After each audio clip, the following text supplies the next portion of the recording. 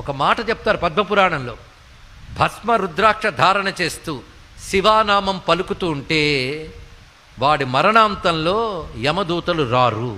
ఎందుకంటే వీడు మా క్యాండిడేట్ కాడు అనుకుని వెళ్ళిపోతారట. వెళ్ళుకుని తెలుసుకున్నాడు. ఏది ఏ సాధన లేకుండా భస్మ రుద్రాక్షలు పెట్టుకున్నా, అందుకే ఏదున్నా లేకపోయినా బొట్టు పెట్టుకోవడం అలవాటు చేసుకోవాలండి. ఇక్కడ వైష్ణవ సంప్రదాయంలో ఉన్న వాళ్ళు అది పెట్టుకోండి, శైవ సంప్రదాయం వాళ్ళు ఇది పెట్టుకోండి. స్మార్త సంప్రదాయంలో భస్మధారణ ఉంది. ఎందుకంటే భస్మము స్మార్తము వైష్ణవము కాదు, వైదికం. తెలుసుకోండి. ఇక్కడ ఎవడ యజ్ఞం చేసినా చివరికి మిగిలేదు భస్మమే. దాన్ని ధరిస్తారు. అది అకార ఉకార మకారములకు బ్రహ్మ విష్ణు రుద్రులకు ప్రతీకగా ధరిస్తారు. అగ్ని సారం భస్మం గనక అగ్ని 3 రూపాలతో ఉంటాడు. ఆ 3 కూడాను గార్హపత్యాగ్ని, దక్షిణాగ్ని, ఆహవనీయాగ్ని, వాటికి సంకేతంగా భస్మధారణ చేస్తారు. 16 స్థలాల్లో చేయాలి. అది చేస్తే శరీరానికి రక్ష, పాపనాశనం చేసి రక్షిస్తుంది.